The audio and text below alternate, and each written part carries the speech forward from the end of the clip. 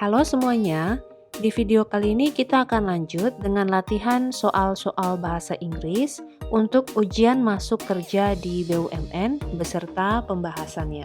Yuk kita mulai. Baik, kali ini kita lanjut ya dengan video yang sebelumnya, part 1 kita sudah latihan soal reading dan tata bahasa atau grammar. Nah, kita lanjut dengan nomor 14 yang seterusnya juga akan tentang grammar atau tata bahasa. Oke, nomor 14. The 5-year development are meant to bring blank to the Indonesian people. Perkembangan selama 5 tahun ya dimaksud untuk membawa apa untuk orang Indonesia. Nah, di sini sebelum teman-teman mencari jawabannya apa, teman-teman coba analisa dulu ini kira-kira kata apa yang harus diisi ya di blank ini, di yang spasi yang hilang ini gitu ya. Sekarang kita lihat lagi soalnya. The 5-year development, are meant to bring, membawa apa? Berarti yang kita cari di sini adalah noun atau kata bendanya, gitu ya. Nah, itu satu cara yang teman-teman bisa lakukan untuk menganalisa kira-kira kata apa yang dibutuhkan di sini. Nah, sekarang kita lihat pilihannya. Ini pilihannya mirip-mirip ya. Kita lihat kira-kira yang cocok yang mana karena yang kita cari adalah noun. A, prosperous. Prosperous ini adjektif ya. Oke. Biasanya kalau kata-kata yang diakhiri ya dengan OUS ini biasanya bisa kita identifikasikan sebagai adjektif atau kata sifat gitu ya. Jadi prosperous ini artinya sejahtera gitu, sejahtera atau makmur. Nah, dia adjektif, sementara yang kita cari ini noun, berarti bukan prosperous. Yang B, prosper. Prosper ini verb ya, verb kata kerja yang artinya membuat makmur ya. Membuat makmur atau sejahtera, sementara yang kita cari noun, berarti bukan prosper. Lalu yang berikut prosperity. Nah, ini noun ya. Prosperity artinya kesejahteraan atau kemakmuran. Kesejahteraan atau kemakmuran. Ya, ini yang kita cari. Jadi jawabannya adalah C. Sedangkan yang D, ini prospering. Prospering ini bisa kita bilang gerund. Gerund ini kata kerja yang dibendakan. Sementara ini yang tidak dicari ya di sini, yang lebih tepat adalah C. Yang E ini prosperously. Nah, kalau ada kata-kata terus di belakangnya ada ly, teman-teman patut untuk mengidentifikasikannya sebagai adverb ya. Adverb. Mungkin kalau teman-teman mau Google adverb itu adalah kata keterangan waktu gitu ya. Bukan keterangan waktu, kata keterangan maksudnya. Dia kata keterangan apa saja, bisa keterangan cara atau keterangan apapun. Biasanya seperti kayak slowly gitu ya. Apalagi ya, carefully kayak gitu-gitu.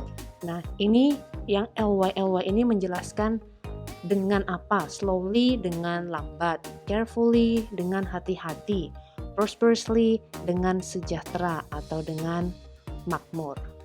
Oke, kayak gitu ya. Jadi 14 C. Berikut nomor 15. I have written 3 letters this morning. Means saya sudah menulis 3 surat ya pagi ini. Ini artinya apa gitu. Nah, saya menulis 3 surat pagi ini. Berarti kita bisa asumsikan ketika dia mengatakan ini sudah siang atau sore gitu ya. A, she is still writing right now. Dia masih menulis sekarang? Tidak ya, dia sudah tidak menulis. B, she is not writing anymore. Dia sudah tidak menulis lagi. Ya, betul ya. Jadi ini B. Tapi kita coba lihat yang pilihan lain. She hasn't finished writing yet. Dia belum selesai menulis. Di sini dia katakan sudah ya, I have written. Berarti dia sudah selesai 3 surat. She hopes to finish writing this morning. Tidak, maknanya tidak seperti itu. Dia tidak berharap untuk menyelesaikan di pagi ini. She has to write now. Dia harus menulis sekarang. No. So, nomor 15 yang tepat adalah B. Berikut. Your handwriting is almost impossible. What? Your handwriting, tulisan tanganmu, hampir tidak mungkin apa? A. My reading it. B. To read. C. For reading it. D. Be read or E. Reading. Nah, kalau untuk ini ada polanya ya, polanya. Jadi kita lihat your handwriting, ini subjeknya. Kemudian ini saya tulis dulu di sini. Jadi ini subjek. Kemudian is almost impossible. Jadi ada to be. To be-nya di sini is. Kemudian adjective. Nah, dia minta adjective. Is almost impossible adalah adjective. Impossible. Dan selanjutnya yang dia minta adalah to verb ya. To verb. Nah, sekarang kita lihat mana yang cocok gitu ya. My reading it bukan. To read yes. Berarti yang tepat adalah B. Your handwriting is almost impossible to read. Tulisan tanganmu ini hampir susah, kita bisa bilang bahasa gamblangnya ya, susah untuk dibaca. Kayak gitu. Oke, 17.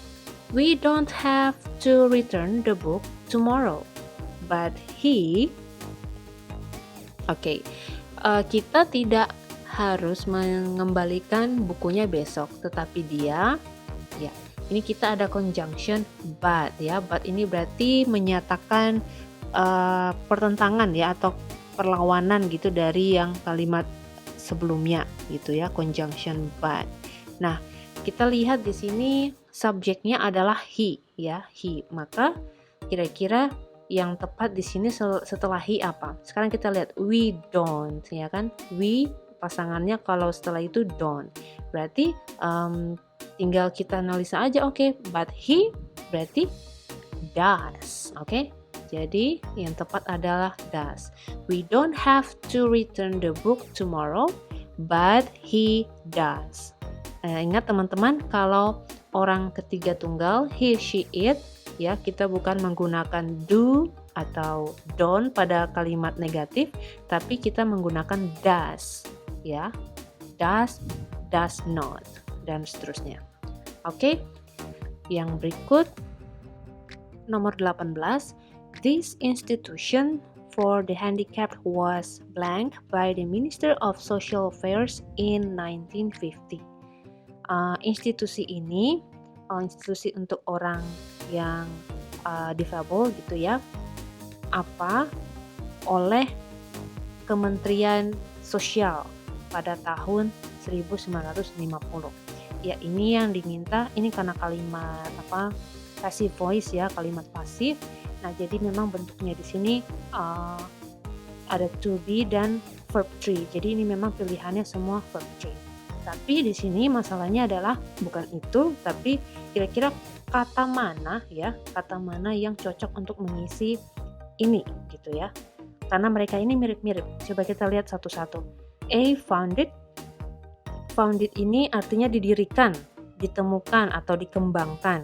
Biasanya digunakan untuk menjelaskan institusi atau bisnis perusahaan yang didirikan. Yes, jadi untuk nomor 18 ini memang yang tepat adalah A, founded. Mungkin kalau teman-teman mungkin dengar kayak startup, founder ya, foundernya siapa? Nah, ini founded gitu ya. This institution for the handicapped was founded by the Minister of Social Affairs in 1950. Sementara untuk kata composed ini lebih biasa digunakan untuk seperti memproduksikan sesuatu ya, seperti musik, tulisan, lagu, kayak gitu. Nah, untuk invented ini seperti merancang atau membuat sesuatu yang belum pernah dibuat sebelumnya gitu. Contoh, he invented the first electric clock, kayak gitu. Dia menemukan jam elektrik, kayak gitu. Ada sesuatu gitu yang diciptakan. Nah, itu invented.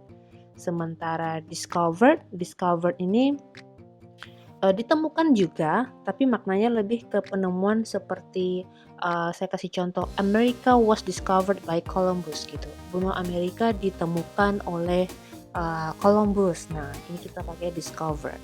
Sedangkan contributed maknanya lebih ke kontribusi ya, berbagi atau memberikan gitu. Jadi yang tepat untuk 18 adalah A, funded. Nomor 19, a famous writer has written a book about the life of his mother. This blank was written in English. Oke, jadi ini apa ya? A diary, B novel, C biography, D article, or E essay. Nah, famous writer, penulis terkenal, dia menulis sebuah buku tentang hidupnya, tentang hidup dari ibunya, cerita tentang kehidupan mamanya. Nah, biasanya kalau cerita tentang kehidupan orang lain, ya, ini merupakan jenis apa, tulisan apa. Itu kalau diary bukan, novel juga bukan, biography ya atau biografi yes. Namanya biografi. Biografi itu kisah hidup seseorang yang ditulis oleh orang lain. Oke. Alright, ini 18 dan 19. Kita lanjut ke soal berikut. Iwan, the national tennis champion, blank tennis since he was 9. Nah, kita lihat pilihan dulu ya. A played, B has been playing, C plays, D is playing, or E had played. Jadi Iwan, pemenang tenis ya nasional, belajar ini ya atau bermain ini sejak dia umur 9 tahun. Nah, ini banyak sekali jenis tenses yang ada di sini ya. Kira-kira yang tepat adalah apa? Kita lihat dulu di sini. Blank tennis since he was 9. Sejak dia umur 9. Artinya dia bermain tenis itu dari dia umur 9 sampai sekarang dia masih bermain gitu. Nah, tenses yang digunakan untuk itu namanya, mungkin teman-teman udah pernah dengar ya, the present continuous tense ya. Oke, the present continuous tense ya, kalimat atau kegiatan yang digunakan ketika kita menceritakan sesuatu atau peristiwa yang sudah terjadi atau dimulai dari masa lampau dan masih berlangsung hingga saat ini. Seperti itu. Jadi dari dia umur 9 tahun sampai saat ini, taruhlah dia umur 30, dia masih bermain tenis gitu ya. Nah, the present continuous tense ini biasanya kita gunakan, saya coba tulis ya, contohnya di sini biasanya subject, kemudian have atau has,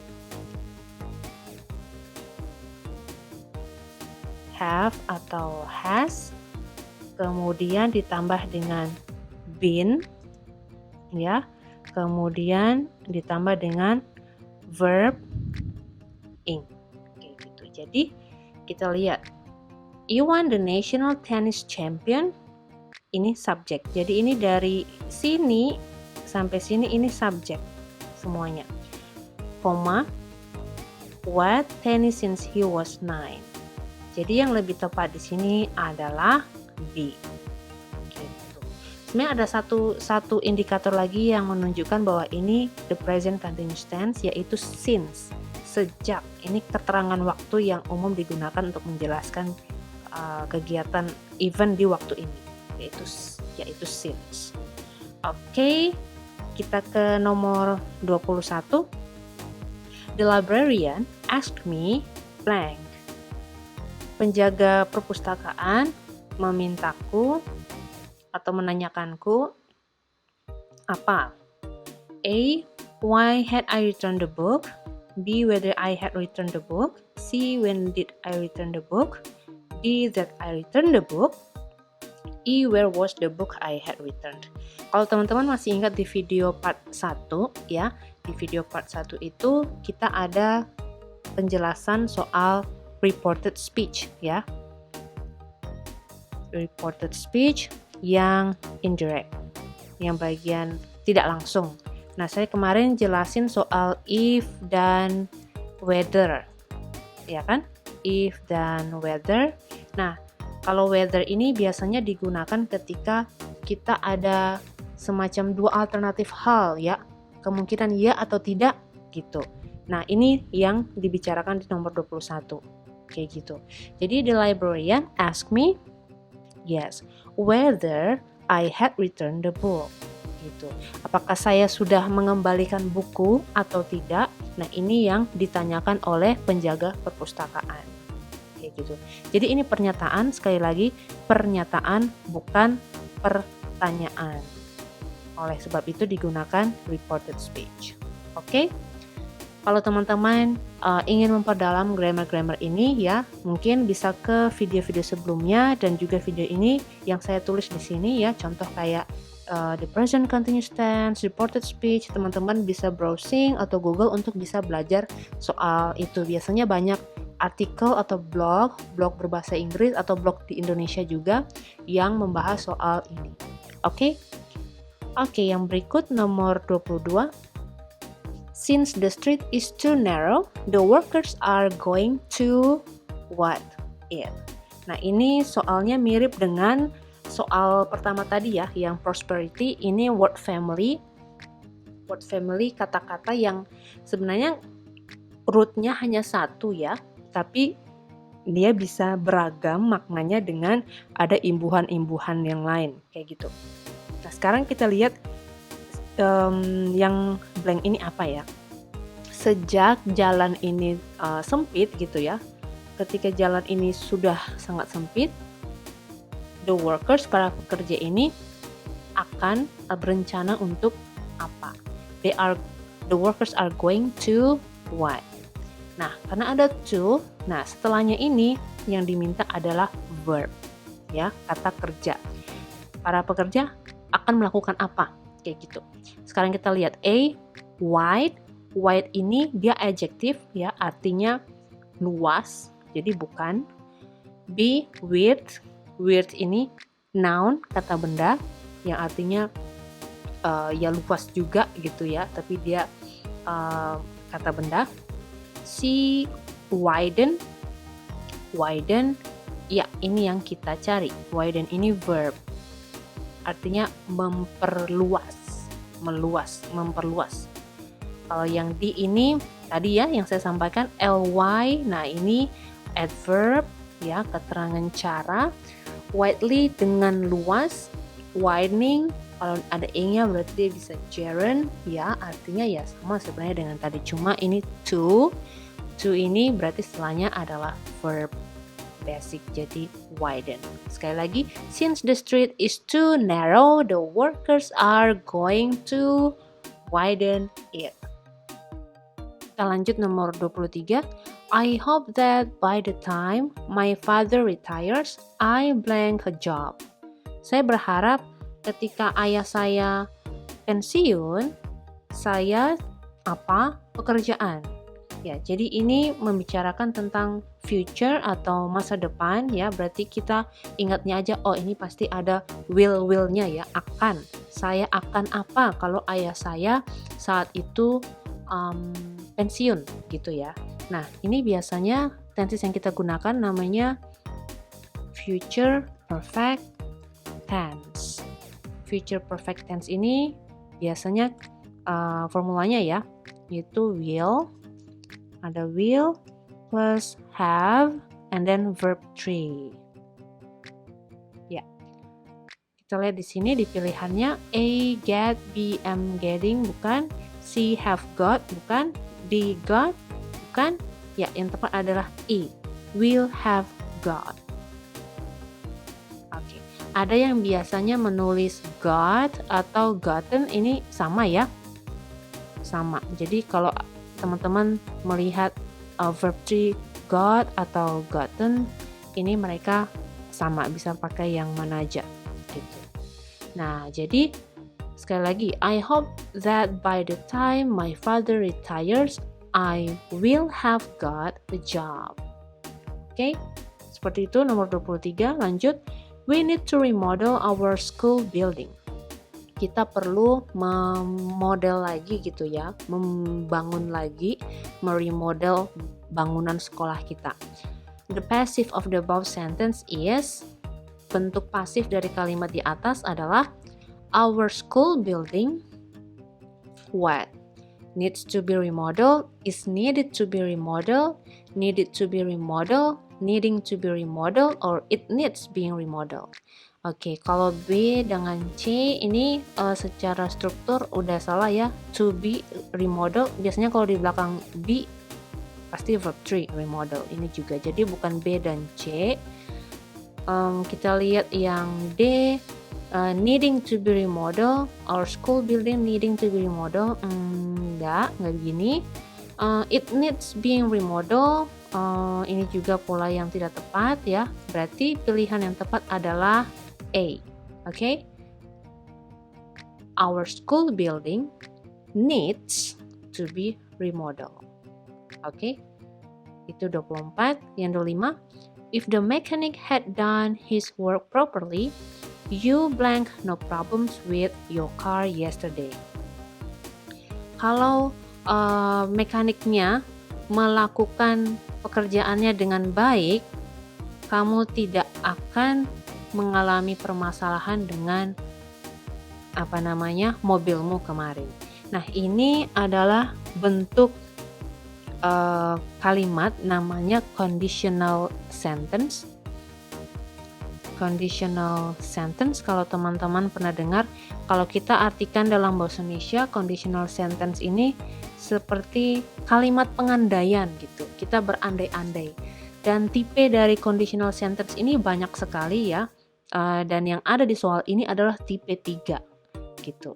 Nah, tipe 3 ini digunakan untuk menyatakan pengandaian tentang peristiwa masa lalu gitu. Kita kayak menyertakan kayak perasaan menyesal kenapa ini terjadi kayak gitu. Nah, itu tipe 3 gitu. Karena kenyataan yang terjadi kita tidak dapat ubah gitu ya. Jadi kita hanya berandai-andai gitu tentang apa yang akan terjadi kalau ternyata kamu A, kita harusnya tidak mengalami B kayak gitu. Oke. Nah, sekarang kita lihat di sini. If the mechanic had done his work properly, you blank no problems with your car yesterday. Oh ya, saya tadi lupa menulis polanya ya. Pola untuk ini pola untuk conditional sentence. Ya, jadi ini polanya ya. Kita gunakan if tambah past perfect yaitu subject, kemudian had dan verb 3, kemudian tambah subject would tambah have dan verb 3. Ini memang cukup tricky ya, cukup panjang polanya, tapi ini memang adalah conditional sentence untuk tipe 3. Jadi dia ada tipe 0, tipe 1, tipe 2, dan ini adalah tipe tertinggi dalam pengandaian gitulah kalau kita mau bilang. Nah, sekarang kita tinggal cocokkan aja kira-kira mana yang pas. If the mechanic had done, nah ini berarti yang ini ya. If the mechanic had done his work properly, you ini yang tadi ya, subject what. Berarti you would have had no problems with your car yesterday. Berarti yang lebih tepat di pilihannya A, B, C, D, E ini adalah A. Oke? You would have had no problems with your car yesterday. Oke, itu untuk nomor 25, dan ini merupakan contoh atau soal terakhir di sesi kita kali ini ya. Kita akan lanjut dengan part-part berikutnya dengan latihan-latihan soal yang lainnya. Tetap semangat, semoga video ini bermanfaat untuk membantu teman-teman belajar atau persiapan untuk tes bahasa Inggrisnya. Thank you.